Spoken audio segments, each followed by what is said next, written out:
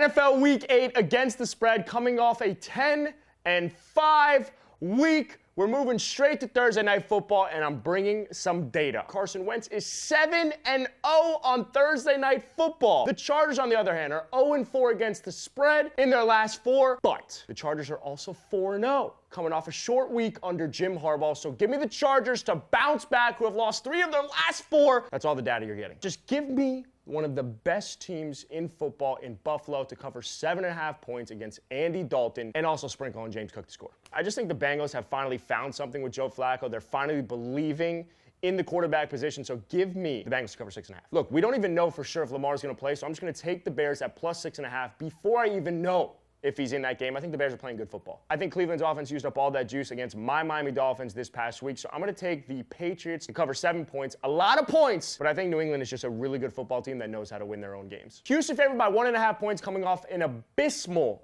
loss on Monday Night Football. You got Kyle Shanahan going up against his former defensive coordinator in DeMeco Ryans. The fact that San Francisco is the underdog here when they're playing good football and you get George Kittle back, I'm going to go with the San Francisco 49ers to cover 1.5. This is my team, all right? I'm going to tell you right now, take the Atlanta Falcons to cover 7.5. Take everything for Bijan. Take everything for Drake London. The Miami Dolphins are done. This is the perfect revenge spot, right? There's so much emotion that came from that Broncos loss. I think it's going to be too much to carry over. They're going to be hungover from that game, and also the Eagles losing on primetime on Thursday Night Football to the Giants. Give me the 7 points.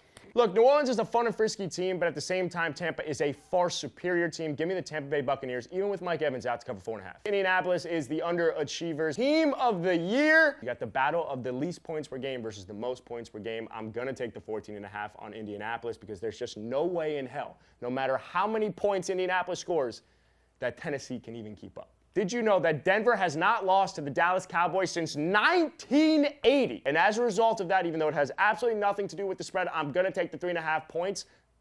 Just do it. Aaron Rodgers going up against his former team. Aaron Rodgers coming off a very, very tough loss where he actually looked like he was 30 again. So I'm going to take that Aaron Rodgers against his former team to cover 3.5 points at home. Marcus Mariota is the quarterback. There's just too many injuries for Washington, and yet Kansas City looks like the best team in football yet again. So give me 10.5, even though it's a ton of points, and that's week 8.